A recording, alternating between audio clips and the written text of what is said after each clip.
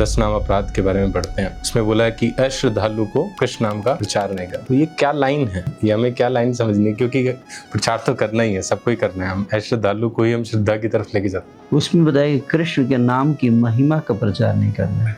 ये मत बताओ कि एक नाम लेने से ये हो जाएगा, वो हो जाएगा, चमत्कार हो जाएगा, ये हो जाएगा, क्योंकि उस व्यक्ति का भी इसमें श्रद्धा नहीं है। अगर हम कृष्ण भक्ति करेंगे, भगवान कृष्ण की भक्ति करेंगे, तो बाकी सारे कर्म अपने आप उसमें इंक्लूड हो जाएंगे, तो अलग से और कुछ करने की जरूरत नहीं है। इसलिए बुद्धिमान व्यक्ति उस जो विज्ञान को जानता है, भक्ति को जानता है, या आध्यात्मिक विज्ञान को, कि देवी देवता या कुछ बाकी जो विधियां हैं, आध्यात्मिक विधियां, उसको त्याग कर हमें फोकस करना चाहिए केवल और केवल कृष्ण की भक्ति करने पर। तो शास्त्र की आंखों से देखेंगे, शास्त्र की दृष्टि से गुरु को देखना है, जिन्होंने अपने जीवन में अपने आचरण से शिक्षा दिया है। ऐसे भक्तों के संग में रहना चाहिए। मनुष्य जीवन अगर आप सही में है तो आप पूछोगे ही प्रश्न, है ना, कि जीवन का लक्ष्य क्या है, मैं क्यों आया हूँ इस संसार में, कहाँ जाऊँगा मृत्यु के बाद। आपको कुछ बस सुनना है हरिनाम, और कुछ नहीं करना है। तो भक्तों के साथ बैठकर जप करना, जप के बारे में पहले सुनना और फिर उसके जप करना। भगवान भी हमसे विरह फील कर रहे हैं, तो भगवान भी प्रहलाद से विरह फील कर रहे हैं, तो भगवान प्रकट हो गए, लेकिन वो बेहोश हैं। अपने हाथों उनको गोद में ले उठा लिए प्रहलाद की आंखें बंद है, सेंसेस बेहोश हैं, लेकिन भगवान की सुगंध जो है वो उनके नाक में जाती है। उस सुगंध से इनको एहसास होता है कि प्रभु आ गए हैं, और होश में जैसे ही आते हैं भगवान गायब हो जाते हैं।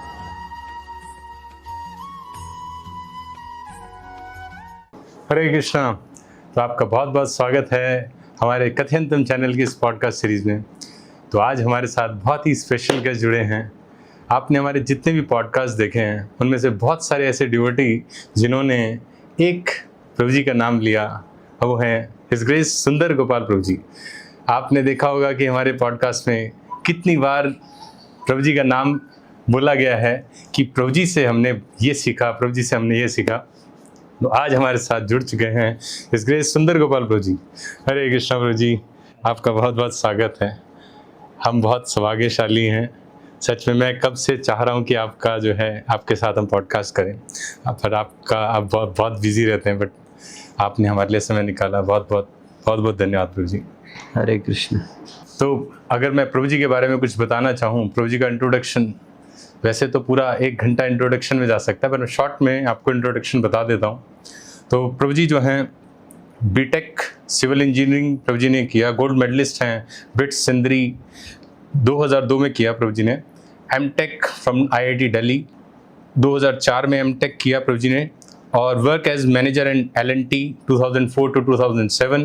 प्रभु जी की स्पिरिचुअल जर्नी की अगर हम बात करें तो प्रभु जी ने इस्कॉन जो है अपने एमटेक, जब प्रभु जी आईआईटी में थे तब इस्कॉन से प्रभु जी जुड़े, और फिर कुछ टाइम बाद प्रभु जी ने फुल टाइम ब्रह्मचारी जो है अपनी कॉर्पोरेट जॉब, जो कि एमएनसी कंपनी कोई थी बहुत बड़ी, तो उससे छोड़कर प्रभु जी ने जो है फुल टाइम ब्रह्मचारी बनने का पूरा प्लान किया। 6000 से भी ज़्यादा डिवोटी प्रभु जी के अंडर जो हैं भक्ति को फॉलो कर रहे हैं। प्रभु जी ने बहुत बड़े बड़े कार्य किए हैं, जैसे प्रभु जी अभी फ़िलहाल में चेयरमैन हैं ISKCON India youth council since 2019। प्रभु जी चेयरमैन हैं north India divisional council 2024 to 2026। Zonal supervisor हैं Ghaziabad west UP central Bihar. Director हैं ISKCON youth forum Delhi and other cities, और कन्वेनर हैं इस्कॉन इंडिया विलेज प्रीचिंग। तो ऐसी कोई फील्ड नहीं जहाँ प्रभु जी का प्रचार नहीं हो रहा हो।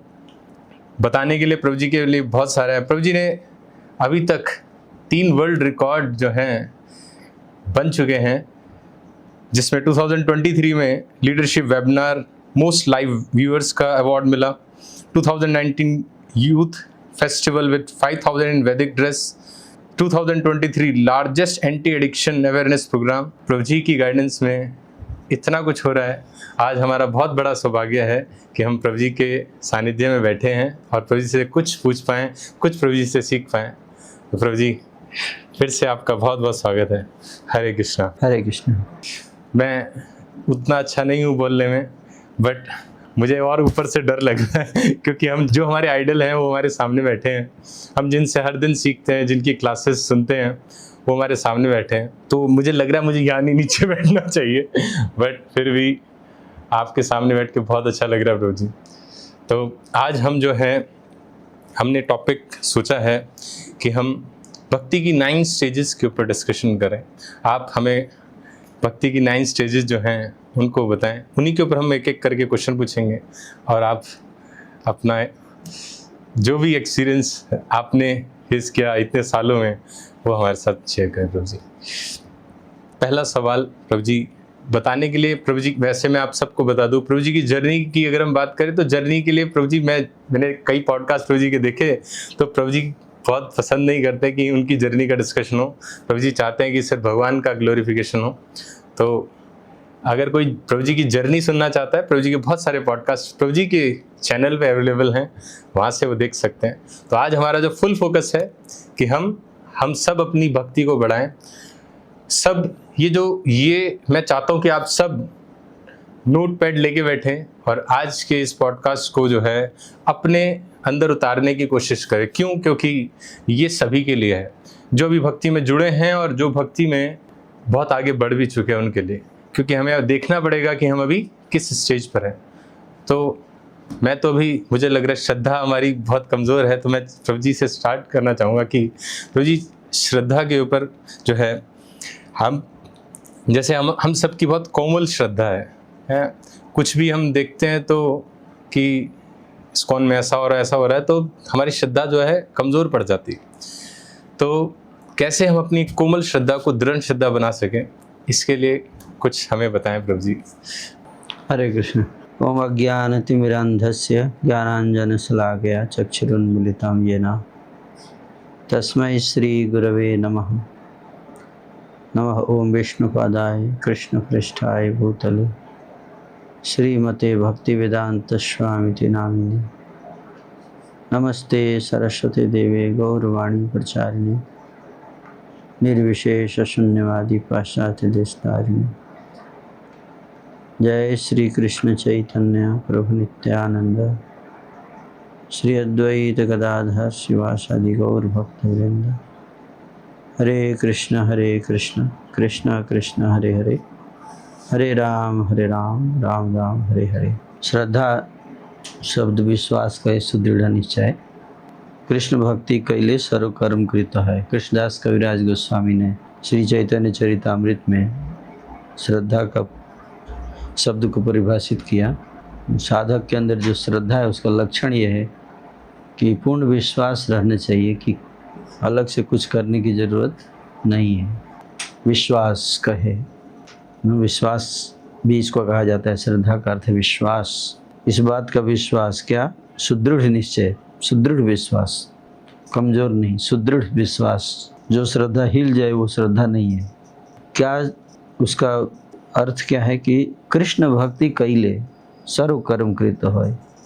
अगर हम कृष्ण भक्ति करेंगे, भगवान कृष्ण की भक्ति करेंगे, तो बाकी सारे कर्म अपने आप उसमें इंक्लूड हो जाएंगे। मतलब अलग से और कुछ करने की ज़रूरत नहीं है। इसी बात को भगवान भगवद गीता में बताते हैं कि सर्वधर्मान परित्यज्य मामेकं शरणं व्रज अहम त्वां सर्व पापेभ्यो मोक्षयिष्यामि मा शुचः।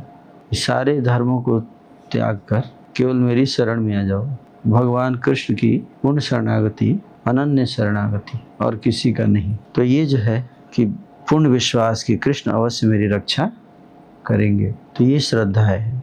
जैसे कि श्रीमद् भागवत में उदाहरण दिया गया है कि कई मार्ग हैं। कोई व्यक्ति देवी देवताओं की पूजा करता है, कोई व्यक्ति जो है ध्यान लगाता है निराकार का, और कोई व्यक्ति जो है वो कर्मकांड करता है, यज्ञ पूजा पाठ अपने भौतिक इच्छाओं की पूर्ति के लिए। तो इसका उद्देश्य ये होता है कि उनको लगता है कि ये सब करने से वो खुश होंगे, तो जो भी प्राप्त करना चाहते हैं जीवन में। लेकिन अगर कोई कृष्ण भक्ति करता है तो अलग से उसको ये सब करने की आवश्यकता नहीं है। पूजा पाठ या योग या ध्यान या ज्ञान मार्ग, ये सब करने की ज़रूरत नहीं है। ये सब डिस्ट्रैक्शंस, केवल कृष्ण भक्ति करना है हमको। और कहते हैं ना ऑल इन वन, केवल ये करने से सबका फायदा हो जाएगा। जैसे कि पेड़ की जड़ में अगर हम पानी डालेंगे, अलग से हमको उसके पत्ती पर, उसके शाखाओं पर, उसके धड़ पर अलग से वो जल डालने की आवश्यकता नहीं है। अगर पत्ता सूख रहा है तो जल पत्ते पे नहीं डालना है, जल कहाँ डालना है? जड़ में डालना है। जैसे कोई व्यक्ति बोल सकता है, अरे तुम लोग पागल हो, सूख रहा है पत्ता, पानी डाल रहे हो जड़ में, पत्ते पे डालो। जिसको वृक्ष का विज्ञान नहीं पता है ना, वो क्या सोचेगा? पानी बर्बाद कर रहे हो, जड़ में क्यों डाल रहे हो? पानी तो पत्ता सूख रहा है उस पर डालो। लेकिन जो विज्ञान को जानता है वो जानता है कि पत्ते में पानी डालने से पत्ता सड़ जाएगा, सूखा हुआ पत्ता पानी डालेंगे हरा नहीं होगा और क्या होगा? सड़ जाएगा। तो इसलिए बुद्धिमान व्यक्ति उस जो विज्ञान को जानता है, भक्ति को जानता है या आध्यात्मिक विज्ञान को, कि देवी देवता या कुछ बाकी जो विधियां हैं, आध्यात्मिक विधियां, उसको त्याग कर हमें फोकस करना चाहिए केवल और केवल कृष्ण की भक्ति करने पर। और इसमें पूर्ण विश्वास होना चाहिए, ये करने से जो है वो और कुछ करने की ज़रूरत नहीं है, सब का फल मिल जाएगा इसको करने में। इसे दृढ़ विश्वास होना चाहिए हमारा, तब जाके माना जाएगा कि आपके अंदर श्रद्धा है। और आएगा कैसे? जिसके अंदर श्रद्धा होती वही आपको श्रद्धा दे पाएगा। तो शास्त्रों का अध्ययन करना पड़ता है मार्गदर्शन में उन भक्तों के जिनके अंदर श्रद्धा है। तो श्रद्धा शास्त्र जो बताते हैं, शास्त्रों के जो लोग कृष्ण भक्ति में श्रद्धा रखते हैं, ऐसे भक्तों के अनुगत्य रह के शास्त्रों के मर्म को, निष्कर्ष को जब समझ जाते हैं तो वहाँ से श्रद्धा प्रकट होती है। कुछ लोगों की श्रद्धा जो है पिछले जन्म से भी आती है, कुछ लोगों की इस जन्म में बनती है सत्संग के द्वारा। प्रभु जी, यहाँ पर मेरे को एक छोटा सा क्वेश्चन है कि जैसे हम 10 नाम अपराध के बारे में पढ़ते हैं तो उसमें बोला है कि अश्रद्धालु को कृष्ण नाम का प्रचार नहीं करना। तो ये जो अश्रद्धालु है, तो ये क्या लाइन है? ये हमें क्या लाइन समझनी है? क्योंकि प्रचार तो करना ही है, सबको ही करना है, हम अश्रद्धालु को ही हम श्रद्धा की तरफ लेके जाते हैं। तो क्या लाइन है? क्योंकि यहाँ तो फिर अपराध भी लग रहा है, तो इस लाइन को थोड़ा सा डिस्क्राइब कर दें। उसमें बताया कि कृष्ण के नाम की महिमा का प्रचार नहीं करना है ना। आप ये मत बताओ कि एक नाम लेने से ये हो जाएगा, वो हो जाएगा, चमत्कार हो जाएगा, ये हो जाएगा, है ना। क्योंकि उस व्यक्ति का भी इसमें श्रद्धा नहीं है। तो आप बोलोगे तो हो सकता है ऐसा थोड़े ना होता है, बोल दे। ऐसे बोलने से अपराध करेगा ना। अपराध करने से आपका उद्देश्य था कि वो भगवान के और दूर चला जाएगा। तो नाम के महिमा नहीं, उसको हमें जिनके अंदर श्रद्धा नहीं है उनके अंदर पहले हमें उनको लॉजिकली चीज़ों को एक्सप्लेन करना चाहिए, जो उनके इंटेलेक्ट को, उनकी बुद्धि को तर्क संगत लगे, उस तरीके से हमें प्रस्तुत करना है सिद्धांत को। पहले उसके जो प्रश्न है पहले उसका उत्तर देना पड़ेगा, है ना। और तब बाद धीरे धीरे उसका हृदय शुद्ध होगा, है ना। पहले बेसिक चीज़ें हम बताएं और फिर उसको, उसका हृदय जब शुद्ध हो जाएगा तब फिर हम महिमा को प्रस्तुत कर सकते हैं। जैसे कि जो व्यक्ति ABCD ही नहीं आता, आप उसको लोग PhD बता रहे हैं, PhD का ज्ञान दे रहे हैं, है ना। पहले ABCD सिखाइए, फिर स्टेप बाय स्टेप, ये कहने का अर्थ है। प्रभु जी, जब श्रद्धा हमारी बढ़ती है तो हमें भक्तों का संग मिलता है। तो साधु संग में भी हम जब देखते हैं, दूसरी स्टेज हमारी साधु संग आ जाती है। तो साधु संग में अब काफ़ी शुरू में तो बहुत अच्छा लगता है कि बहुत अच्छे लग रहे हैं भक्त। फिर धीरे धीरे जब संग में रहते हैं तो कमियां देखने लगते हैं उनके ना। तो कमियां देखते हैं तो फिर जो है फिर से हमारी श्रद्धा में गड़बड़ी आती है। तो कैसे हम जो है अपने आप को उससे रोक पाएँ कि हमारा साधु संग जो है, सीनियर डिवोटी हम देखते हैं तो सीनियर डिवोटी के अंदर कुछ भी कमियां दिख रही हैं, उसकी वजह से हम परेशान होते हैं और उससे हमारा फेथ जो है, मतलब हमारा श्रद्धा जो है डगमगाती है। तो इससे हम कैसे बचें और अपराध भी ना लगे कि हम किसी के प्रति। श्रद्धा का मतलब ये है कि शास्त्रों में भक्ति जो स्क्रिप्चर्स है, भक्ति के ग्रंथ हैं, श्रीमद् भागवतम, व्यक्ति में श्रद्धा हो सकता है आपका अप डाउन हो जाए, लेकिन शास्त्रों में श्रद्धा होनी चाहिए। हाँ, शास्त्रों का जो निष्कर्ष है उस पर श्रद्धा होनी चाहिए। आज जो व्यक्ति हो सकता है कल उसके अंदर कमी आ जाए, तो वो तो बदलता रहेगा, लेकिन जो शास्त्र के जो निष्कर्ष है, जो भक्ति के शास्त्र हैं, जैसे श्रीमद् भागवत, भगवद गीता और पद्म पुराण और विष्णु पुराण, ये सारे ग्रंथ हैं कुछ बहुत महत्वपूर्ण, स्पेशली श्रीमद् भागवतम। उसका जो निष्कर्ष है उस पर विश्वास रखना चाहिए, ये प्रमुख बात है। उसको पढ़ना, विश्वास के साथ अध्ययन करना। बाकी हम भक्तों को भौतिक दृष्टि से नहीं देख, भगवान का अर्चा विग्रह, इसलिए शास्त्र में बताया गया है, जो शास्त्र में कैसे देखना है भक्तों को, कैसे देखना है गुरु को, तो उस दृष्टि से हमें देखना पड़ेगा।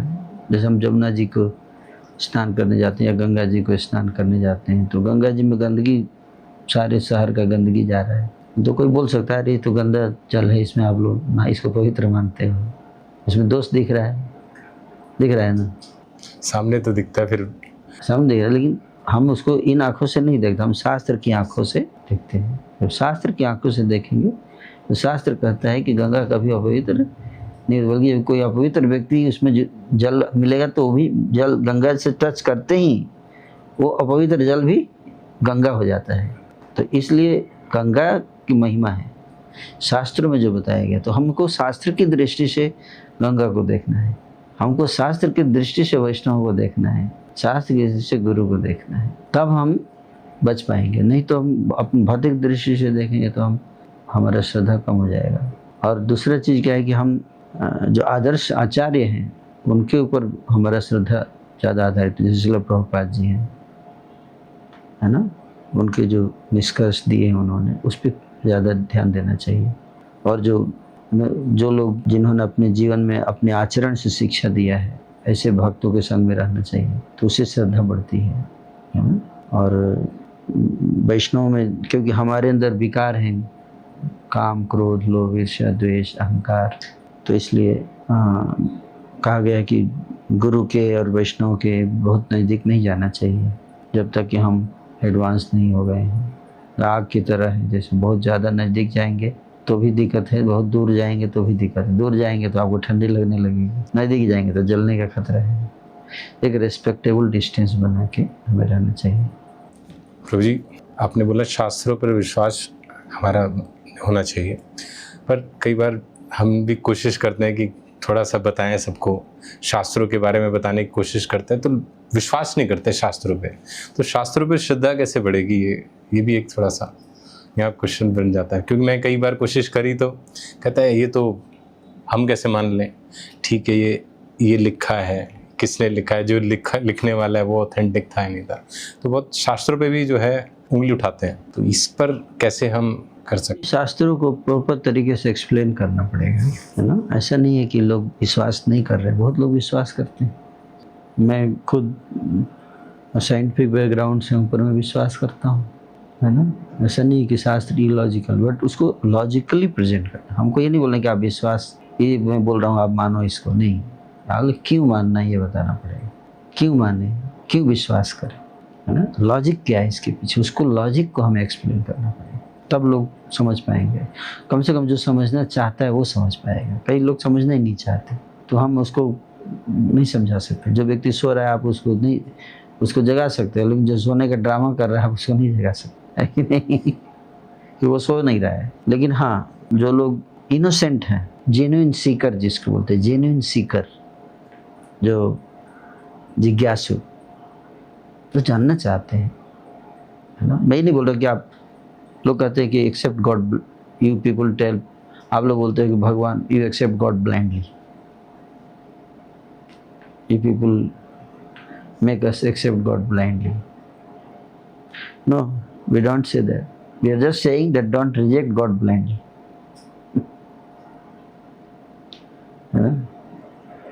जितना क्राइम है गॉड को ब्लाइंडली एक्सेप्ट करना, अगर ये क्राइम है तो ये भी क्राइम है, उतना ही बड़ा क्राइम है टू रिजेक्ट गॉड ब्लाइंडली। बहुत ही ब्लाइंडली यू आर डूइंग। कोई मेरे को आके आइंस्टीन का थ्योरी बताए, मैं बोल दूँ that this is not correct, this is bogus. अगर मैं बोल दूँ ऐसा, तो आप क्या पहला क्वेश्चन पूछोगे ना कि आप जानते हो आइंस्टीन के बारे में, आइंस्टीन की थ्योरी पढ़े हैं आप? नहीं, मैंने कभी नहीं पढ़ा। जब पढ़े ही नहीं है, बिना पढ़े आप रिजेक्ट कर रहे हो, सही। What is this? This is blind rejection ना। आप मेरे को मूर्ख ही बोलोगे ना, पागल आदमी। आप पढ़ के है ना उसको अपने जीवन में उतार के उसके बाद अगर आपको रिजल्ट नहीं मिलता है तो आप रिजेक्ट कर दो, then we can make sense, है कि नहीं। आप पढ़ते नहीं हो, अगर मैंने कभी फिजिक्स पढ़ा ही नहीं, ना कोई डिग्री ली फिजिक्स की, ना परीक्षा दिया, और मैं फिजिक्स के सारे थ्योरीज को रिजेक्ट कर दूँ। उसी तरह से कोई भगवद गीता पढ़ा नहीं अच्छे से और बोले मैं भगवद गीता नहीं मानता है this is blind rejection, you got the point. तो ये जनरली क्योंकि ज़्यादातर लोग जो हैं वो है ना एनिमलिस्टिक लाइफ जी रहे हैं, पाशविक जीवन जिसको बोलते हैं ना, पशु जैसा जीवन जी रहे हैं। पशु को बस खाना पीना सोना और मैथुन बस मिल गया खुश हो जाता है, दैट्स ऑल। उनको सोचना नहीं है ना कि इसके बियॉन्ड भी लाइफ कुछ है ना। तो पशु जैसे लोगों के लिए फिर आध्यात्मिक जीवन नहीं है, अर्थात तो ब्रह्म जिज्ञासा।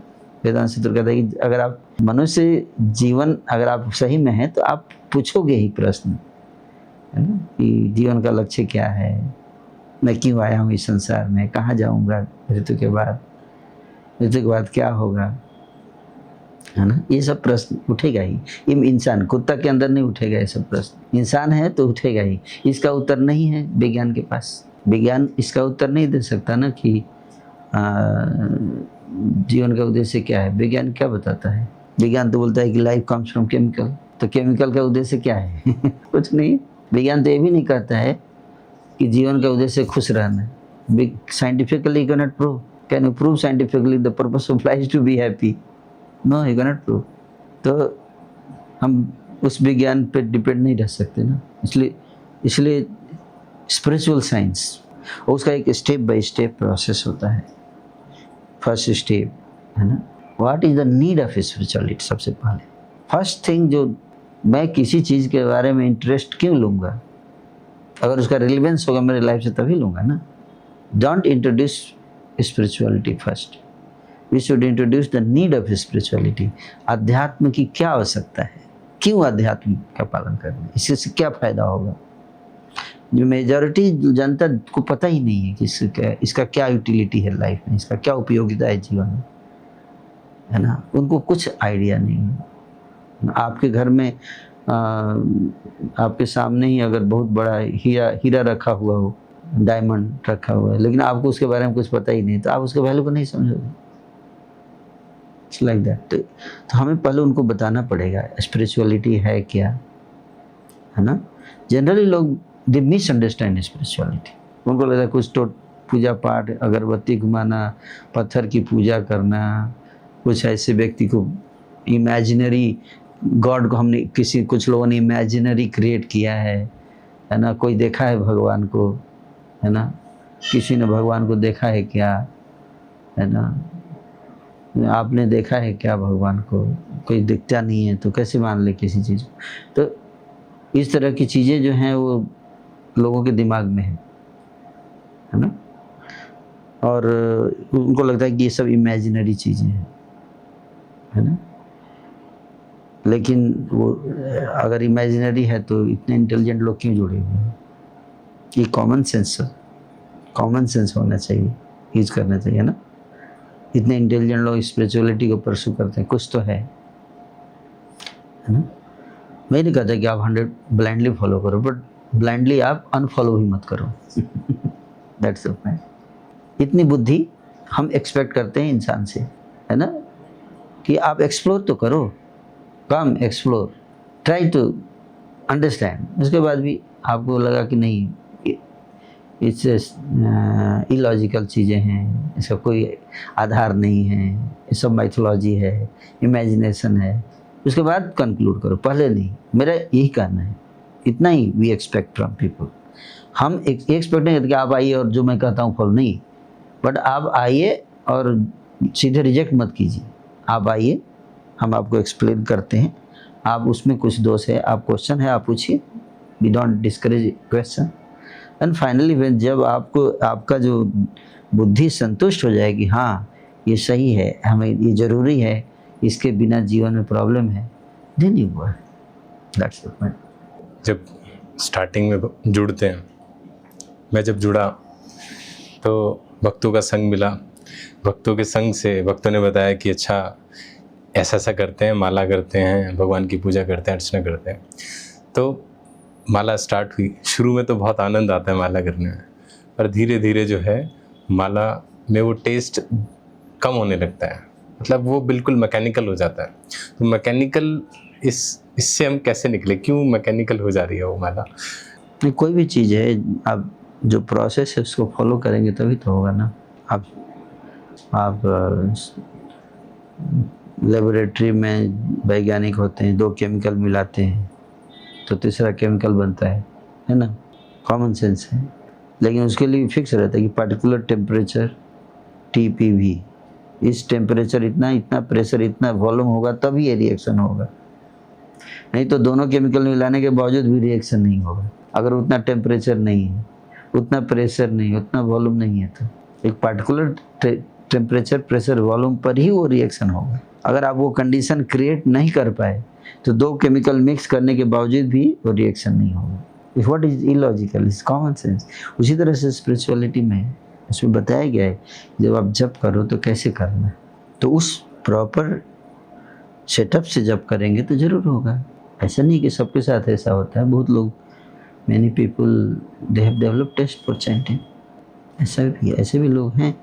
लेकिन हाँ, हर जैसे बाकी चीज़ों में होता है वैसे ही यहाँ है कि आप 5वीं क्लास में सब लोग जाते हैं, 8वीं क्लास तक थोड़े ड्रॉप आउट हो जाएंगे, 10वीं क्लास तक जाते जाते थोड़ा और ड्रॉप आउट हो जाएंगे, है ना, फिर 12वीं जाते जाते और ड्रॉप आउट हो जाएंगे। जितना ऊपर जाएंगे लोग ड्रॉप आउट होते जाते हैं, क्योंकि उतना पेशेंस, उतना ग्रेविटी, सीरियसनेस सब में नहीं होता है कि उतने आगे तक जा सकें।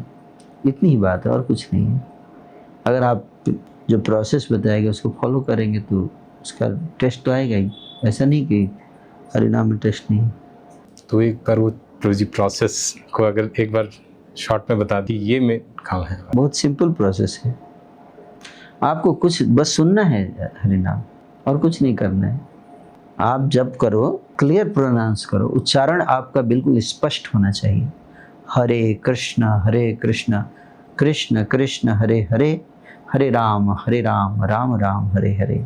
बस तो इससे आसान सरल चीज़ कुछ नहीं। और आपको इसको सुनना है, बस इतना करना है। लेकिन हमारा माइंड जो है वो इतना ज़्यादा पागल है कि वो बहुत पटके मार, उसको लगता है कि बाकी चीज़ ज़्यादा इम्पोर्टेंट है। तो कम से कम आप 1-2 घंटे जब करना है तो 2 घंटे के लिए आप बाकी इसको इम्पोर्टेंट कर दो, बाकी चीज़ें 24-22 घंटे आप करते रहना है। बस इतना समझ विकसित करना है। और ये आसान तब होगा। क्यों आसान नहीं होता है? क्योंकि चैंटिंग से पहले हियरिंग है। कहते हैं कि आप उस चीज़ में आपका अटेंशन ज़्यादा होगा जिसको आप इम्पोर्टेंट समझते हो। तो पहले हमें हरिनाम को, तत्व को समझना पड़ेगा, क्यों ये इतना इम्पोर्टेंट। इसलिए पहले hearing is very important. Why I have to chant, first question, why I have to chant seriously. जैसे कोई नहीं, मेरा तो ध्यान लगता ही नहीं है, मतलब कैसे ध्यान लगाएं, इट्स वेरी डिफिकल्ट, है ना, मन भाग ही जाता है। ऐसा नहीं है। कोई व्यक्ति ड्राइविंग करता है तो मन भाग जाता है इधर उधर। आप सो जाओगे ड्राइविंग के दौरान? नहीं। कैसे अलर्ट हो जाते हैं वहाँ पे? क्योंकि परिणाम पता है।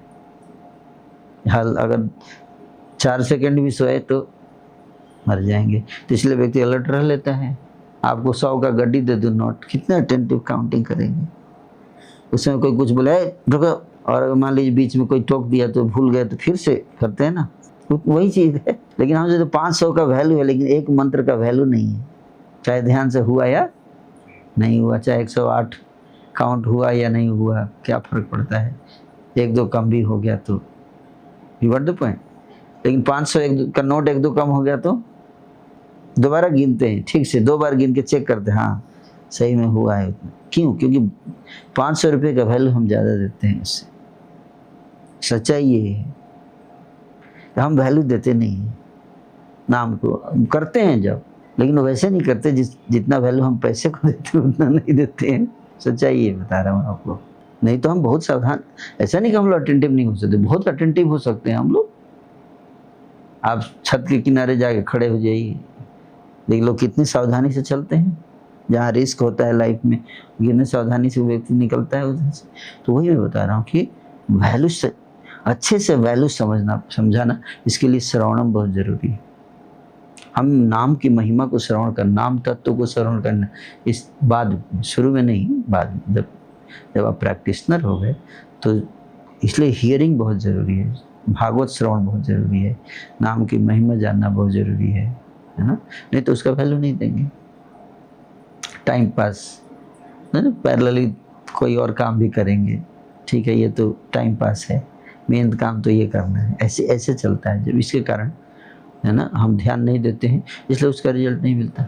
ये बहुत कोई कॉम्प्लिकेटेड भी, जस्ट आपको कुछ नहीं करना है, बस 2 घंटे मेरे को बस फोकस करना है, यही काम करना है बस, दैट्स ऑल। अब मन कहीं गया तो बार बार उसको याद दिलाना है, नहीं दिस इज मोस्ट इम्पॉर्टेंट, वो इम्पॉर्टेंट नहीं है।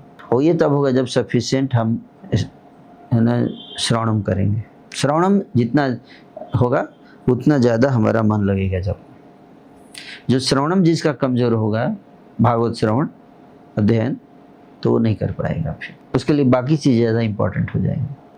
क्यों करना है इसको, माइंड ये क्वेश्चन पूछे क्यों करने का, उसका लॉजिक क्यों ये इतना इंपॉर्टेंट है, क्यों इसको इतना इंपॉर्टेंस देने का, ये भूल जाता है माइंड। दैट इज इसलिए जो भक्त वैष्णवों के साथ मिलके जब करेंगे तो हो जाता है, नहीं करेंगे तो नहीं होगा। तो भक्तों के साथ बैठकर जप करना, जप के बारे में पहले सुनना और फिर उसके जप करना, और भक्तों के बीच बैठ के करना। कभी कभी हम अच्छे से तो उससे टेस्ट आ जाएगा। मंदिर में करते हैं तो बहुत आनंद आता है। हाँ, तो जप की महिमा को बार बार श्रवण करना बहुत जरूरी है। तो आपने जो बताया इसको अगर हम प्रोसेस में बनाएं, जैसे आपने टीपीवी बोला, तो पहले श्रवण है, फिर चैंट है, फिर लिसन। हाँ, कि भाई पहले श्रवण की करना है, नाम की महिमा को सुनना है, फिर चैंट करना है, चैंट करते हुए नाम को सुनना है। हाँ, आप अगर श्रवण नहीं करेंगे तो मन इधर उधर बाकी चीज़ों को ज़्यादा इम्पोर्ट वैल्यू देगा, तो आपका फोकस नहीं बन पाएगा। समझ आया प्रभु जी। तो भक्ति की चौथी स्टेज, अब तक हमने 3 स्टेज कर लिया, श्रद्धा, फिर साधु संग हुआ, फिर भजन क्रिया हमारी स्टार्ट हुई, फिर चौथी स्टेज आती है अनर्थ निवृत्ति, है ना।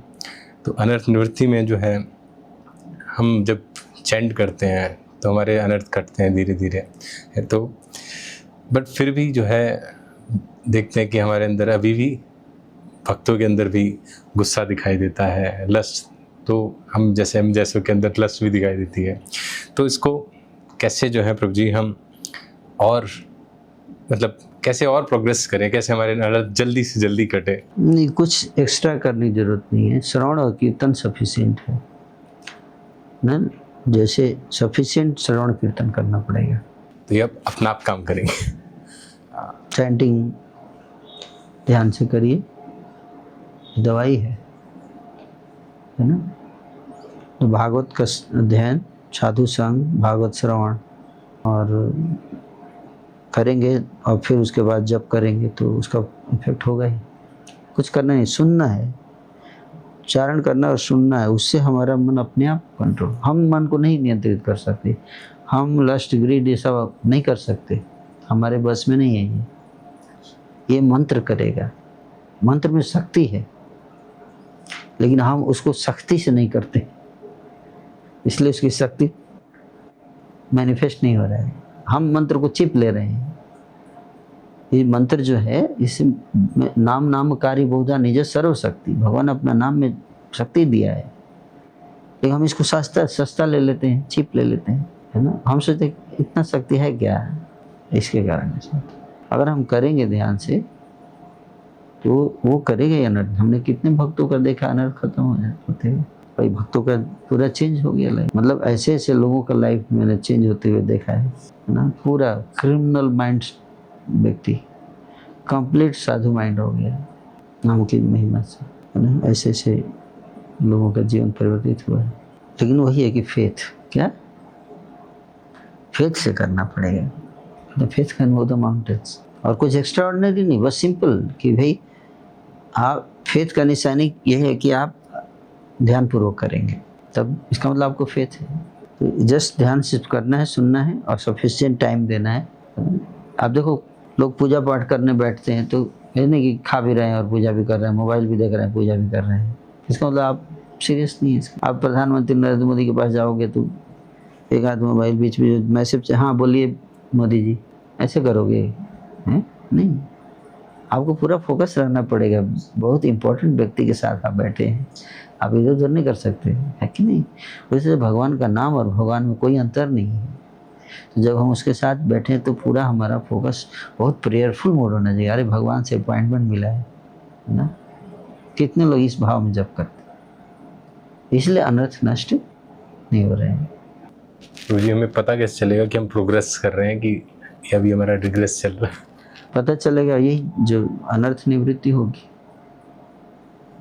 अनर्थ कम होंगे तो इसका मतलब आगे बढ़ रहे हैं, नहीं हो रहे हैं तो सिंपल बात है। हाँ, जब करने में मन लगेगा, ज़्यादा जब करने का मन करेगा, है ना? के कोटा कंप्लीट करने का मन कर रहा है किसी तरह से, तो इसका मतलब आप प्रोग्रेस नहीं कर रहे हैं, सिंपल। प्रभु जी फिर 5वीं स्टेज आती है निष्ठा। तो ये निष्ठा में और फेथ में क्या मतलब कुछ डिफरेंस है या फिर एक ही जैसा है? ये फेथ श्रद्धा जो है और निष्ठा में अंतर है। निष्ठा का मतलब है कि अब आप स्थिरता,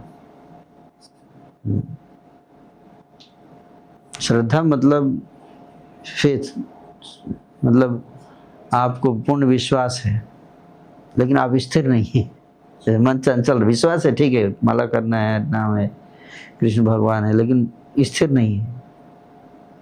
कभी कभी भक्ति करते हैं, कभी कभी माया में भी, कभी कृष्ण की भक्ति, कभी माया की भक्ति। स्थिरता नहीं है। क्यों? अनर्थों के कारण ना। हमें पता चल गया कि ये सही है, ये गलत है, और हम मानते हैं कि हमें सही करना है, गलत नहीं करना है। हमको पूरा विश्वास है कि ये गलत है, ये नहीं करना है, ये सही है, ये करना है। तो विश्वास है, ये श्रद्धा हो गया। लेकिन पता होने के बावजूद गलत कर लेते हैं। क्यों? क्योंकि स्थिर नहीं है, निष्ठा नहीं है। समझ में? अनर्थों के कारण। जब अनर्थ निवृत्त हो जाते हैं, अनर्थों से जब छुटकारा मिल जाता है ना, tendency to commit non devotional acts, जो प्रवृत्ति है भक्ति रहित कर्म करना, जिसमें भगवान प्रसन्न नहीं होता, ऐसे कर्म करना जिसमें भगवान खुश नहीं होते हैं। हम पता है कि भगवान खुश नहीं होंगे इसको करने से, पर चूँकि हमारी कहते हैं ना आदत से लाचार, हैबिट बनी हुई है, संस्कार हमारे खराब हो गए, तो न चाहते हुए भी करते हैं वो चीज़, उसी को अनर्थ बोलते हैं। तो वो चीज़ जो है जब तक रहेगा तब तक हम स्थिरता से भक्ति नहीं कर पाए। कभी कभी बीच बीच में जाके गलत करके फिर आएंगे, दैट इज द पॉइंट। तो क्योंकि वो स्थिर नहीं है अनर्थ के कारण। तो जब वो अनर्थ खत्म हो जाते हैं तब मन स्थिर हो जाता है, फिर वो चीज़ नहीं करेगा जो मना किया गया है ना, समझते हो। और फिर वो अनित्य चीज़ों के पीछे नहीं भागेगा। नित्य और अनित्य दो प्रकार की वस्तुएं हैं, नित्य वस्तु, अनित्य वस्तु। शरीर अनित्य है ना, आत्मा नित्य है, संसार का वैभव अनित्य है। अब उसके पीछे भाग रहे हो, भगवान को छोड़ के संसार के पीछे भाग रहे हैं, पैसे के पीछे भाग रहे हैं, सत्य के पीछे कोई नहीं भाग रहा है, इसलिए शांति नहीं मिलेगी। सबसे पहले ये जानना है। इसलिए अनर्थ जो है मानना सबसे पहले कि ये अनर्थ है, ये इसको इससे छुटकारा पाना है, ये भी नहीं है। कई बार लोग मानते ही नहीं, क्या ठीक है, क्या है, चलता है। तो इसके कारण तो निष्ठा पे नहीं पहुंच पाते। निष्ठा जो है वो का मतलब यही है कि हमारे जो काम, क्रोध, लोभ, ईर्ष्या, द्वेष, अहंकार पूरी तरह से खत्म नहीं हुए हैं, लेकिन इतने हो गए हैं कि अब आप पे हावी नहीं है, आपको गलत कार्य में खींच के ले नहीं जा रहे हैं। इतना आपका कंट्रोल हो गया, संयम हो गया, तो निष्ठा। मुझे लगता है ज़्यादातर तो सब निष्ठा वाले लेवल पर पहुंचना बड़ा मुश्किल होता होगा लोगों के लिए। हाँ, बहुत सबसे कठिन यही है। सही से जब नहीं करते तो करते नहीं। सबसे कठिन ये स्टेज होता है भजन क्रिया। एक बार ये क्रॉस कर गए तो आगे की स्टेजेज आसान है। जैसे हम लोग कोई रॉकेट भेजते हैं स्पेस में, भेजते हैं ना, तो ग्रेविटी का जो पुल है उसको खींचता है, तो आपको उसको इसके वेलोसिटी 11.6 किलोमीटर उस वेलोसिटी से भेजेंगे तो एक लिमिट तक ग्रेविटेशनल फोर्स है, उसके बाहर फिर ग्रेविटेशनल फोर्स नहीं है, है ना, तो वो ऑर्बिट में घूमता रहता है फिर। तो वो चीज़ जो है वो एक बार उस वहाँ तक पहुँच जाए तो फिर इजी हो जाता है हर चीज़। उससे पहले पुल है, खींच रही है माया। पॉइंट है ये। हाँ, इस पर हाँ, निष्ठा पे पहुँचना सबसे क्रिटिकल, लेकिन वहाँ अगर पहुँच गए तो फिर उससे आगे स्मूथ जर्नी हो जाता है। इसलिए एरोप्लेन फ्लाइट जब उड़ती है तो करता है ना, और एक बार ऊपर आकाश में चला जाता है कितना स्मूथ हो जाता है, लगता है एकदम आराम से, लगता ही नहीं कि चल रहे हैं, है ना, इजी जर्नी। लेकिन फिर जब उतरने लगता है फिर से like that very smooth, advance में बहुत स्मूथ हो जाता है। लेकिन जो अनर्थ निर्वृत्ति का स्टेज है, इसमें साधक को थोड़ा केयरफुल रहेंगे, बहुत जल्द इससे बाहर निकल सकते हैं। थोड़ा अप्लाई करें, चीप ना लें। भक्ति आसान है लेकिन चीप नहीं है, आसानी से उपलब्ध है, आसान है, करना भी आसान है, लेकिन अगर इसमें चीप लेंगे इसको तो फिर प्रॉब्लम है।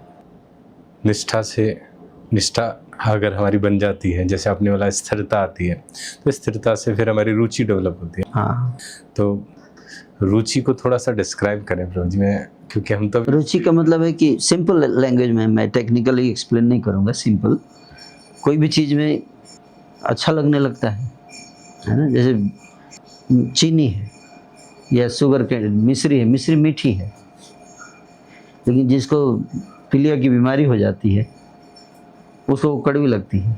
पीलिया की बीमारी जिसको हो जाती है उसको कड़वी लगती है। श्रील रूप गोस्वामी जी बताते हैं, एग्जाम्पल देते हैं ये। लेकिन मिश्री जो है दवाई है पीलिया का, और दवाई मीठा है, लेकिन बीमारी के दौरान कड़वा लगता है। लेकिन कड़वा लगता है फिर भी लेना उसी को है। जो स्वस्थ है उसको मिश्री दे, बोलेगा इसमें दवाई क्या है, तो मज़ा है, जितना लाओ खाऊंगा। और लेकिन जो बीमार व्यक्ति है उसको कड़वा लगेगा, वो नहीं खा पाएंगे ज़्यादा, लेकिन वही खाना है।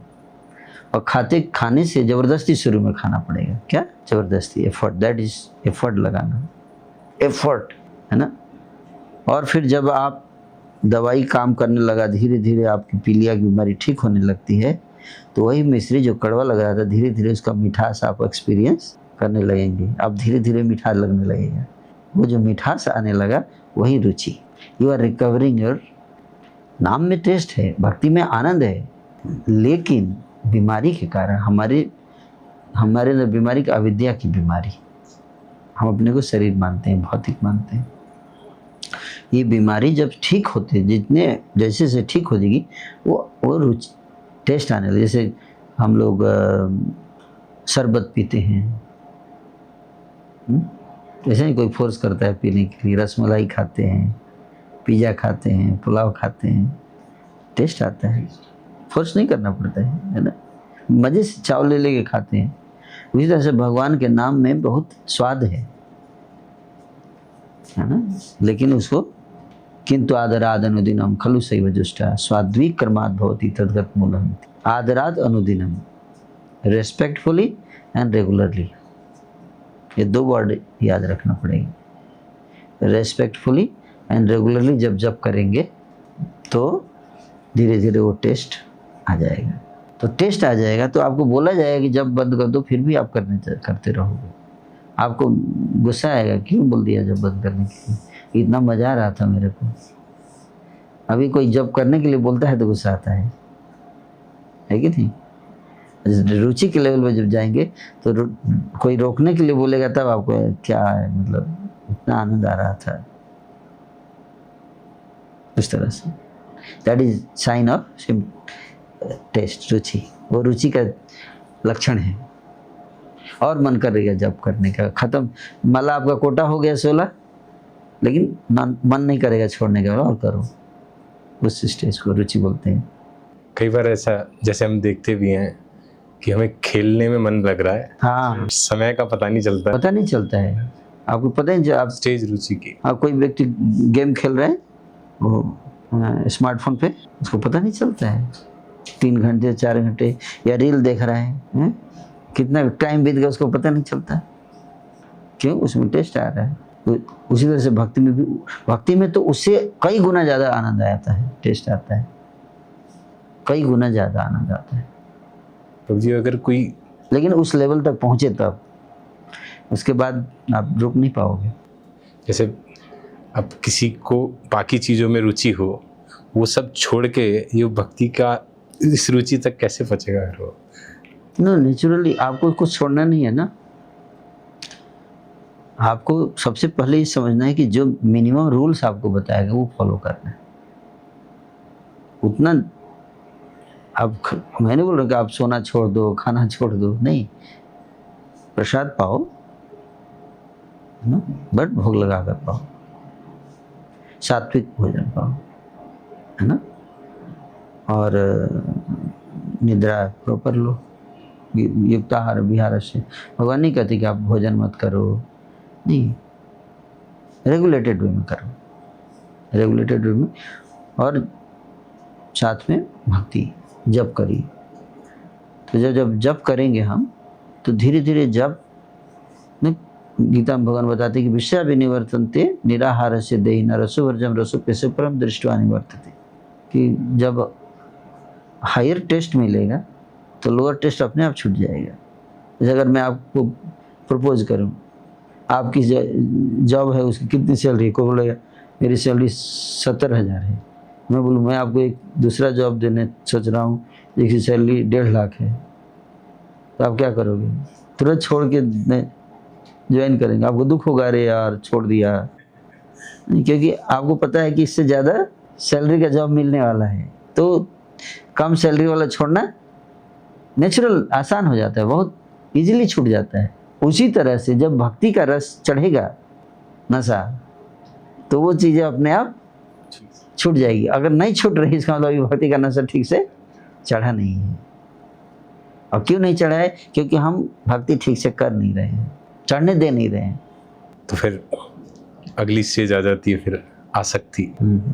तो पहले तो थोड़ा सा आसक्ति के बारे में बताएं, फिर मैं आसक्ति को कुछ पूछूं। आसक्ति का मतलब ये है कि जैसे रुचि में क्या है, आपको चैंटिंग में, प्रोसेस में आसक्ति है ना, भक्ति के विधि में आसक्ति है, लेकिन भक्ति के विधि में आप आनंद ले रहे हो, लेकिन आसक्ति के स्टेज पे भक्ति का जो लक्ष्य है वो भगवान कृष्ण, उनसे आकर्षण होगा, कृष्ण से आपको आकर्षण होगा, लगाव जिसको बोलते हैं। वो गीत है ना, ऐसी लागी लगन मीरा हो गई मगन, और तो हरी हरी गली गली हरी गुन गाने लगी लगन लग गई। तो आसक्ति का जो लक्षण है वो ये है कि विरह का एहसास होना, जिससे हमारा आसक्ति हो जाता है। वो व्यक्ति से जब दूर जाते हैं तो हमको क्या फील होगा? विरह का आभास होने लगेगा, और जब उससे मिलने का समय तो खुशी होने लगेगी। ये लक्षण है कि हम आसक्त हो रहे हैं किसी चीज़ से। दूर होने का हुआ तो क्रोध आएगा, क्रोध आ रहा है ना, और जब उनके मिलने का टाइम आता है तो खुशी होती है। राग और द्वेष, ये 2 लक्षण हैं आसक्ति के। राग और द्वेष एक बार प्लीज बताएं। राग मतलब उसके साथ रहने का मन करता है, उससे दूर जाने का मन नहीं करता, हमेशा उसकी यादें आएंगी। इमोशन धीरे धीरे एक्टिवेट हो रहा है। अब इमोशनली हम जुड़ रहे हैं कृष्ण से, है ना, इमोशनल कनेक्शन बॉन्ड बन रहा है ना? ये भगवान जो है वो इतना, तो वो चीज़ है। जैसे माँ अपने बच्चे के प्रति आसक्त होता है, बच्चे को कुछ भी कष्ट होता है तो माँ को कष्ट होने लगता है, माँ को फील होने लगता है, उसकी फीलिंग आपकी फीलिंग जुड़ती है ना। वो दुखी है तो आप भी दुखी, वो सुखी है तो आप सुखी हैं, है ना, इस तरह की फीलिंग है। आसक्ति नहीं होगा तो क्या फर्क पड़ता है? सुनामी आ गया, टीवी पे चल रहा है, देखो 10,000 लोग मर गए, लोग समोसा खा के टीवी देख रहे हैं, तभी फोन आता है आपके घर का भी आदमी मर गया है, तुरंत खा पाएगा समोसा? तुरंत छोड़ना पड़ेगा, तुरंत। क्यों? इतने लोग मर रहे हैं दिख रहा है, उससे प्रॉब्लम नहीं है। अपना कोई जिसे आसक्ति है वो मर गया तो तुरंत वही न्यूज है, क्योंकि वो उससे मेरा क्या है? आसक्ति है। Word the point. तो ये चीज़ है, भगवान से आसक्ति हो जाता है तो हम उनको मिस करने लगते हैं। क्या मिस करते हैं? भगवान से आसक्त है तो वो क्या मटीरियल लाइफ को कैसे चला पाएगा ठीक से, क्योंकि उनको तो मतलब एक तरीके से परेशान रहेगा जैसे जब जब दूर रहेगा भगवान से। क्योंकि हम देखते हैं कि आज की डेट में गृहस्थ इस्कॉन में भी ज़्यादातर भक्त गृहस्थ ही हैं, तो कैसे डीप कॉन्शियसनेस के साथ मटेरियल लाइफ को चला पाए? नहीं, वो गलत अंडरस्टैंडिंग है। अगर हम नकल करेंगे तब ऐसा होता है। कई बार लोग होते नहीं आसक्ति के स्टेज पे और वो नकल करते हैं, इसलिए इस तरह के होते हैं। ऐसा नहीं है, मतलब आसक्ति के स्टेज पे आप जाएंगे तो आप जो है वो तो भगवान के साथ आपका है ना, संसार से क्या लेने देना है उसका। संसार में तो आपका जो ड्यूटी है वो आप करते रहोगे, एक्सटर्नली जो आपकी जिम्मेदारियां हैं, दायित्व है, आप करते रहो उसको। उसमें आप मान के चलो कि भगवान ने ये दायित्व दिया है मेरे को, उनके ऑर्डर मान के आप निभा रहे हो उसको, है ना। लेकिन वो निभा रहे हैं आप, ठीक है ना। जैसे भक्ति विनोद ठाकुर इतने मटेरियली भी इतने अच्छे थे और स्पिरिचुअली भी इतने अच्छे थे, उसको आप निभाएंगे और अच्छे से निभाएंगे, क्योंकि अब आप सोचेंगे कि ये भगवान ने मेरे को जिम्मेदारी सौंपी है तो मैं करूँगा। लेकिन आप उसमें आसक्त नहीं होंगे, आसक्त भगवान से बोलो, वो अंदर अंतःकरण में होगा, भगवान की याद अंतःकरण में होगी। बाहर पता नहीं चलेगा किसी को इतना ज़्यादा बाहर तो वो व्यवहार में नॉर्मल रहेगा, है ना। अंतःकरण में भगवान का इसमें दिखावा नहीं होता है। मेरा बहुत प्रेम हो गया है, रील बना रहे हैं, आंखों में आंसू गिर रहे हैं, रील बना रहे हैं, देखो हमको कितनी भक्ति आ गई है। नॉट डिवोशन, ये भक्ति नहीं है, ड्रामा है सब। तो भक्त का भगवान के साथ उसका जो आकर्षण है वो रहेगा आसक्ति के स्टेज पे, व्हाट दैट इज इंटर भाव, और वो इंतजार करेगा कि कब मौका मिले और भौतिक जीवन से बाहर निकले। वो अंदर रहेगा, लेकिन एक सही समय का इंतजार करेगा, है ना। और भगवान जैसे बछड़ा होता है, बछड़े को हम खूंटे से बांध देते हैं और उसको भूख लगी है और गाय जो है वो उधर है ना, तो बछड़ा तो खूंटे से जुड़ा ही रहेगा ना, बांधा गया है तो, लेकिन वो खींचता रहता है हमेशा वो गाय की तरफ। जैसे ही कटेगा खुलेगा क्या करता है, फिर खूंटे की तरफ देखता भी नहीं है समझ में आ रहा है, सीधे भागता है। फिर तस्वीर को प्रार्थना है ना, बहुत सुंदर।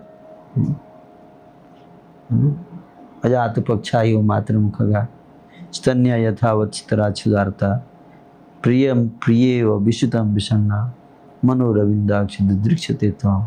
युद्ध लड़ रहे हैं पितासुर, बैटल फील्ड पे युद्ध लड़ रहे हैं, युद्ध भूमि में, और मन जो है भगवान। मई आसक्त मन पार्थ, गीता भगवान बताते हैं, तस्मात् सर्वेषु कालेषु माम अनुस्मर युद्धे च मई अर्पित मनोबुद्धि मई मामे वैश्यसी असंशया। अपने मन और बुद्धि को मेरे में लगाकर अर्पण करके संसार के मेरा स्मरण करते हुए युद्ध करो, अपनी ड्यूटीज करो। इस संसार ड्यूटीज को नहीं छोड़ना है। अर्जुन को बोले युद्ध करो, लेकिन मन मेरे अंदर मेरा स्मरण करते हुए करो, मेरा स्मरण मेरे को हृदय में रखो। इस तरह से हमें अपनी ड्यूटीज को करना है। विदा से युद्ध कर रहे हैं, लेकिन हृदय है ना उस तरह से कि, और जैसे ही उनका इंद्र उनका गला काटा तुरंत भागे, आत्मा चली गई भगवान के पास, है ना। जब तक है यहाँ पे भगवान ठाकुर जी जब तक रखे हैं तब तक अपने दायित्वों को निभाना है, क्योंकि उन्होंने ही दिया है। उस परिस्थिति में उनका डिसीजन सर आंखों पर, है ना। अगर वो हमको नरक में रखे हैं तो उनकी कुछ सोच के रखे होंगे, तो उसको हमें स्वीकार करना है, भले हमें कुछ में कष्ट हो, दुख हो, कुछ भी हो, प्रेम का ही लक्षण होता है ना, आसक्ति। ये नहीं कि हम क्या है प्रभु हमको यहाँ फंसा दिया है ना, वो रखे हैं उसको भोगना है, जो भी हमारे कर्म हैं कुछ समय के लिए रखा जाता है भोगने के लिए, ख़त्म करके फिर जब टाइम आएगा भगवान बुला लेते हैं। इस तरह से तो हम संसार से आसक्त भी नहीं है, लेकिन साथ में हम ड्रामा भी नहीं कर रहे हैं कि मैं बहुत एडवांस है, विरक्त हो गए हैं अब हम, है ना। यही युक्त वैरागी है। युक्त वैरागी, युक्त वैरागी का मतलब यही है कि जब तक हम हैं तब तक हम उनको, जो हमारे फ्रेंड्स रिलेटिव, दो तरह के हमारे पारिवारिक फ्रेंड्स रिलेटिव्स फैमिली मेम्बर्स होते हैं। कुछ लोग फिर वो लोग समझते हैं भक्ति की इम्पोर्टेंस को, सपोर्ट करते हैं, है ना। कुछ लोग नहीं करते हैं। तो जो लोग सपोर्ट करते हैं उनको भक्ति भगवान की सेवा में लगा देगा, और जो नहीं करते हैं उनको हरि बोल पैरेलल जितना ज़रूरत है उतना डीलिंग रखता है। दैट्स और सोशल डीलिंग्स जितना ज़रूरी है उस आश्रम के लिए उतना करता है, बट बहुत ज़्यादा इमोशनली कनेक्ट नहीं होगा, है ना। बहुत ज़्यादा उसमें इंटैंगल नहीं होगा, इन्वॉल्व नहीं होगा बहुत ज़्यादा। आप समझ बात हो? राइट। प्रभु जी 8वीं स्टेज है भाव, इसके बारे में मुझे कुछ नहीं पता है। बस इसकी सारी अब आसक्ति भाव और प्रेम लगभग एक ही चीज़ है, वही धीरे धीरे प्रगाढ़ होता जाएगा, प्रगाढ़ होता जाएगा। तो जैसे किसी से प्रेम हो गया तो हम धीरे धीरे हम इमोशनल होने लगेंगे, उसके और ज़्यादा इमोशंस आने लगेंगे, 8 प्रकार के विकार प्रकट होने लगेंगे, अष्टात्विक विकार जिसको बोलते हैं, है ना। नैनम गलदश्रुधार है आबदन गर्गद हृदय आगिरा पुलकय डिजितम बपो कदातो नाम गृहण भविष्यति युगायितम निमेषेण चक्षुषा प्रावृषायितम शून्यायितम जगत सर्वम गोविंद विरहिण में। बहुत हाई लेवल है। मतलब हम लोग इस हमेशा याद रख, प्रिकॉशन हमें यही रखना है। जब हम ये सब चीज़ बताते हैं तो लोग सोचते हैं मैं उसी लेवल पे तो नहीं हूँ कहीं, मैं उस दिन रो रहा था। नहीं, जब तक अनर्थ रहेंगे तो जो उस हाँ छाया है बट एक्चुअल चीज़ नहीं है। एक्चुअल चीज़ आएगी जब अनर्थ निवृत्ति हो जाएगी, है ना। निष्ठा, एटलीस्ट निष्ठा के बाद होना चाहिए। फिर 4 नियम भी तोड़ रहे हैं और, है ना, सोच रहे हैं प्रभु के लिए भाव भी है, नहीं तो वो नकली चीप माना जाएगा। चीप वो कुछ है सेंटिमेंट्स आपके, लेकिन वो प्योर नहीं है, वो अलग है और ये अलग है भाव। ये भी है लेकिन अभी प्यूरिफाई नहीं हुआ है। दाल भी है लेकिन उसमें मिलावट भी है, दूध भी है, थोड़ा दूध है उसमें थोड़ा मिलावट भी है, तो उस तरह का है, मिक्स किया हुआ है। यहाँ मैं जो बात कर रहा हूँ भाव का स्तर, वो शुद्ध भाव है ना, जो आत्मा के स्तर पे, शरीर के स्तर पे नहीं होता है वो। तो आसक्ति के स्टेज पे आत्मा साक्षात्कार हो जाता है। आसक्ति के स्टेज पे व्यक्ति अब अपने को शरीर में है, लेकिन आत्मा अलग अंदर फील करे कि मैं ये शरीर नहीं हूँ। हाँ, ये मेरा ड्रेस है, इसको मेरे को छोड़ना है। सेपरेट हो जाता है। और just for the sake of eating he will eat, that's all. शरीर इस मशीन को चलाना है तो इसका थोड़ा करता है, लेकिन उसको उससे लगाव नहीं रहेगा ज़्यादा। तो प्रभु जी जैसे बहुत सारे ऋषि मुनि ऐसा कर लेते थे कि अपने आप आत्मा को अपने शरीर से एग्जिट करा दें, क्या उसमें और इसमें जो आपने जैसे बताया आसक्ति में आत्मा का डिफरेंस? हम मतलब वो समझ जाता है कि मैं आत्मा हूँ, मैं शरीर नहीं हूँ, वो साक्षात्कार हो जाता है। एक तो समझना, एक होता है साक्षात्कार कर लेना, रियलाइज कर लेना कि मैं आत्मा हूँ, है ना, मैं सच्चिदानंद हूँ, मेरी मृत्यु नहीं है ना? तो फिर उस तरह का उसका ये हो गया आसक्ति के स्टेज पर। मैं कृष्ण का दास हूँ। अभी हम लोग थियोरेटिकली मानते हैं कि दास हैं, लेकिन लगता है कि दास बोला गया हमको इसलिए हम मान रहे हैं, लेकिन है नहीं। फील नहीं होता है दास का। उस स्टेज पे हम परमानेंट कॉन्शसनेस में ही वैसा हो जाएगा, मैं सेवक कॉन्शसनेस सिचुएट हो जाएंगे। आपको लेक्चर बार बार याद दिलाने की जरूरत नहीं पड़ेगी फोर्सफुली अपने को, वो नेचुरली होगा आपका दास कॉन्शसनेस, दासत्व भाव। और फिर वो प्रेम नेचुरल अफेक्शन होगा, है ना। और फिर वही इमोशंस जुगाई तम निवेशन चक्षुषा प्राग, आंखों से अश्रु गिर रहे हैं, है ना। सारा संसार फिर सुनने लगने लगेगा, है ना? कुछ भी आनंद ऐसा नहीं लगेगा कि मॉल्स में जा रहे हैं तो कितना अट्रैक्टिव चीज़ें नहीं, तो कृष्ण के विरह में सब फीका लगेगा सारा चीज़, नहीं। संसार में जब किसी से प्रेम हो जाता है तो न खाने का मन करता है, न सोने का मन करता है, केवल याद आती रहेगी ऐसे कृष्ण की, है ना। और फिर रोते रहेंगे, आंखों से अश्रु गिरेंगे ना, रोमांच कंपास रोंगटे खड़े हो जाएंगे, अष्टात्मिक विकार है। कई लोग सुनेंगे तो नकल शुरू हो जाएगा, mind is very power. Audience को नकल नहीं करना है, बस इतना याद रखने का है। ये महाभागवत के लक्षण है, बहुत हाई स्टेज पे आता है, लेकिन पता होना चाहिए इसलिए बताया जा रहा है। आपने भी महाभागवत बोला, ये भी भाव की अलग स्टेज है। महाभाव, भाव के स्टेज चला गया तो महाभागवत हो गया ना। आसक्ति और भाव महाभागवत उसको बोलते हैं। प्रेम, थोड़ा सा प्रेम बराबर। अब प्रेम की अवस्था यही प्रगाढ़ हो जाएगा, मतलब भाव की अवस्था पे आपको भगवान के दर्शन होंगे। हाँ, साक्षात भगवान प्रकट हो जाएंगे। भाव के आएंगे लेकिन फ्लैश की तरह, जैसे बिजली चमकती है ना, अचानक से आपको आकाश में देखे चमकी बिजली, लेकिन इतने फास्ट होता है वो, फ्लैश की तरह होता है ना, तो आपको दिखेंगे लेकिन डाउट होगा सही में दिखे थे क्या, ऐसे आएगा। कहीं वाम तो नहीं है, वाम हो गया, फिर फ्लैश की तरह दिखेंगे, फिर वाम। जैसे प्रहलाद महाराज का उदाहरण बताया गया कि जब हिरण्यकशिपु ने प्रहलाद महाराज को रस्सी में बांधकर समुद्र में फेंक दिया, तो समुद्र देव जो है वो उनको अपनी गोद में उठा के फिर किनारे पे ला के रख दिए, है ना। तो उनको होश आया, तो फिर वो विरह में भगवान के रोने लगे, जोर जोर से रोने लगे, विलाप कर रहे हैं प्रहलाद महाराज, हे प्रभु, ना आपके सिवा मेरा और कौन है ना। और इस प्रकार से भगवान के प्रेम विरह इतना हो रहा है, उनको रो रहे हैं, आंखों से आंसू गिर रहे हैं। तो इतना विरह हो गया कि बेहोश हो गए, मूर्छित हो गए और गिर गए वहीं पर।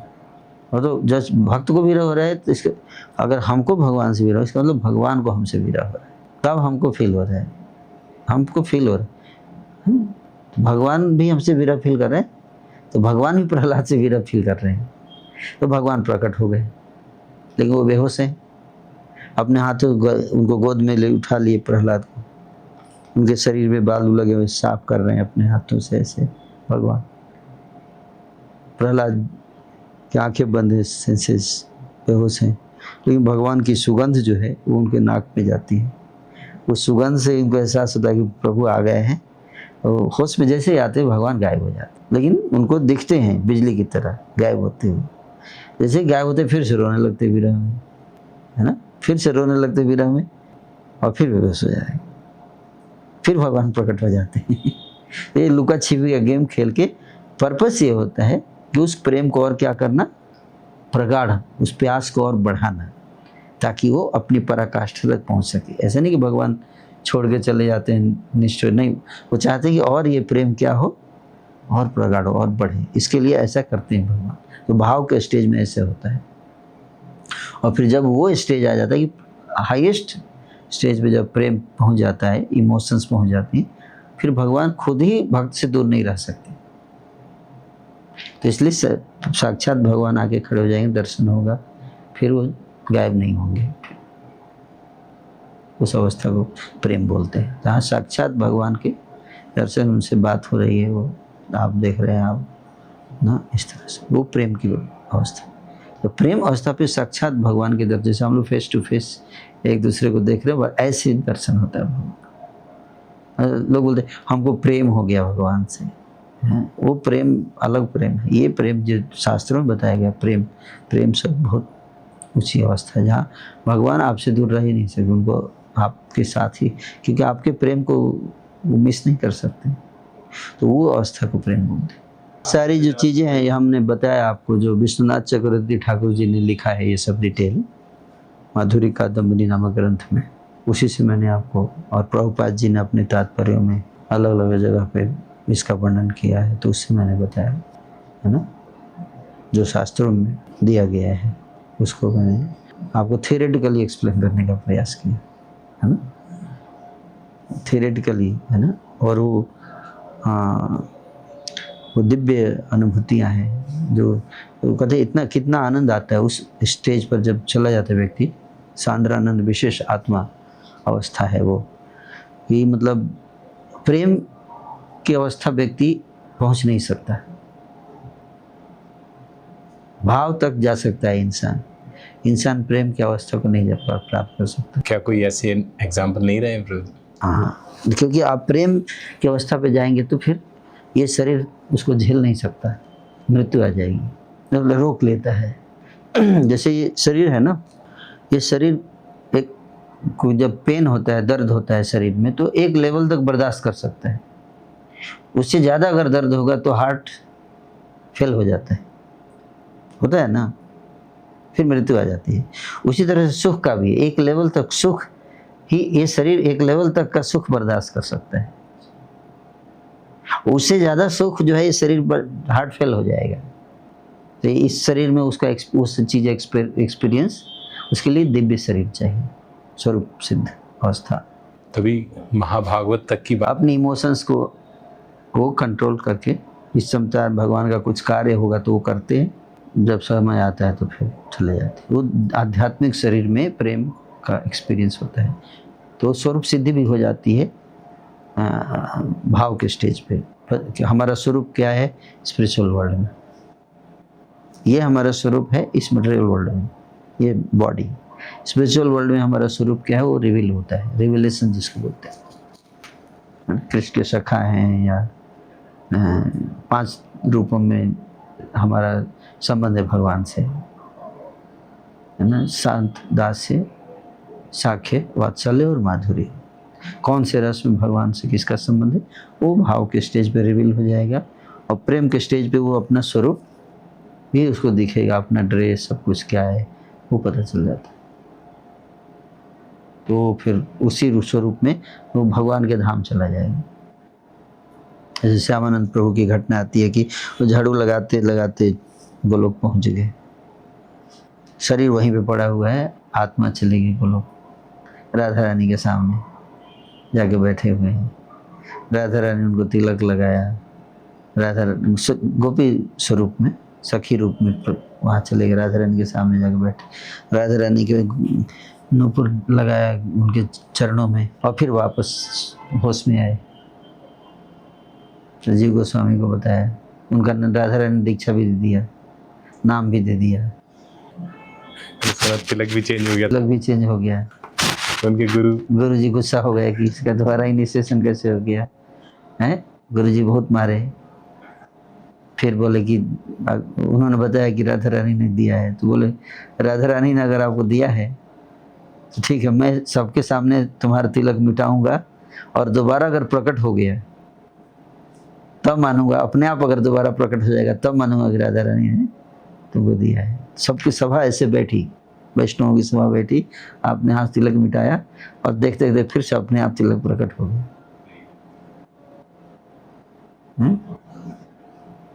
इस तो लोग सोचते हैं काल्पनिक कपोल कल्पित कहानियाँ है, माइथोलॉजी है ना, तो बिकॉज क्योंकि वो लोग जानते नहीं, इतना गूढ़ ज्ञान है, ये सब सबके लिए अवेलेबल नहीं है ना, ये सब चीज़ इंफॉर्मेशन, और अवेलेबल भी करा देंगे तो लोग उसका लाभ नहीं उठा पाएंगे। अगर भैंस के आगे बीन बजाओ भैंस करे पगुराई। ये चैतन्य महाप्रभु की विशेष कृपा है ना। अत्यंत दुर्लभ प्रेम करिबारे दान, सिखाए शरणागति भक्तेर प्राण। श्री कृष्ण चैतन्य प्रभु जीवे दया कोरी, सपार्षद श्रिय धाम सहयवतरी। चैतन्य महाप्रभु भगवान कृष्ण स्वयं राधा रानी का भाव लेकर चैतन्य रूप में प्रकट हुए, ये ज्ञान देने के लिए, बताने के लिए कि उस अवस्था को कैसे प्राप्त किया सकता है। तो वो स्वरूप, जीवात्मा का जो स्वरूप है, असली स्वरूप जो आध्यात्मिक जगत में, उसको प्राप्त होता है। तो आत्मा है सच्चिदानंद स्वरूप, जो न मृत्यु है, जिसमें न जन्म है। ये शरीर तो हड्डी मांस का बना हुआ है, उसका कोई वैल्यू नहीं है। ये शरीर जो है वो तो, इसका कोई क्वालिटी है? इतना दर्द दुख से भरा हुआ है कि नहीं? इतनी पीड़ा होती है इस शरीर में, इतने कष्ट होते हैं, हल्का सा इधर उधर हो जाए कितना लोग व्यक्ति बेहोश हो जाता है ना, दर्द के मारे। ये शरीर दुखों का घर है, वो शरीर आनंद का स्रोत है। सत आनंद आमुदि वर्धनम प्रतिपदम पुनः स्वादन। वहाँ न जन्म है, न मृत्यु है, न बुढ़ापा है, न व्याधि है, न रोग है, कुछ नहीं। उस शरीर, वो दिव्य शरीर, वो हमको सौभाग्य से प्राप्त हो जाए तो दैट वही हमारा ध्येय लक्ष्य। Hare Krishna. Thank you so much. एक लास्ट मैसेज सभी के लिए क्या देना चाहेंगे आप कि क्यों भक्ति हमारे लिए ज़रूरी है? क्यों, अब वैसे आपने इतना कुछ बता दिया है, भक्ति क्यों जरूरी है? मतलब क्यों जल्दी से जल्दी हमें भक्ति एक्सेप्ट कर लेनी चाहिए? क्योंकि मृत्यु कभी भी आ सकती है ना। प्रभुपाद जी कहते हैं कि इससे पहले मृत्यु आए हमें पूर्ण कृष्ण भावना भावित हो जाना चाहिए। कभी भी मृत्यु आ सकती है, किसी भी क्षण आ सकती है। इसलिए बुद्धिमान व्यक्ति हमेशा बैग पैक करके तैयार रहता है, कभी भी कुछ भी इशारा आया तुरंत रेडी। भक्ति को हमें सीरियस लेना चाहिए, और स्पेशली जपा हरे कृष्ण कृष्ण कृष्ण हरे हरे, हरे राम राम राम हरे हरे। ये मंत्र जो है वो चैतन्य महाप्रभु जी ने दिया है। ऑफकोर्स ये शास्त्रों में भी है, बट महाप्रभु ने इसको विशेष शक्ति डाली, देकर इसको इतना पावरफुल बना दिया है। बस हमें क्या करना है, इसको ध्यान से, इसका स्पष्ट उच्चारण करना और ध्यान से सुनना है। सुनने से धीरे धीरे अपने आप ये प्रभाव दिखाएगा। तो भक्तों से मेरा ये अपील है कि आप लोग इस मंत्र को ध्यान से जप कीजिए और सुनिए, है ना, जो महाप्रभु जी ने दिया। तब हम रियलाइज कर पाएंगे महाप्रभु ने क्या दिया है, कितना बहुमूल्य, है ना, अनमोल रत्न दिया है ये नाम। और ये सबसे इम्पोर्टेंट है जो सबको ध्यानपूर्वक जप करना चाहिए। हरे कृष्ण।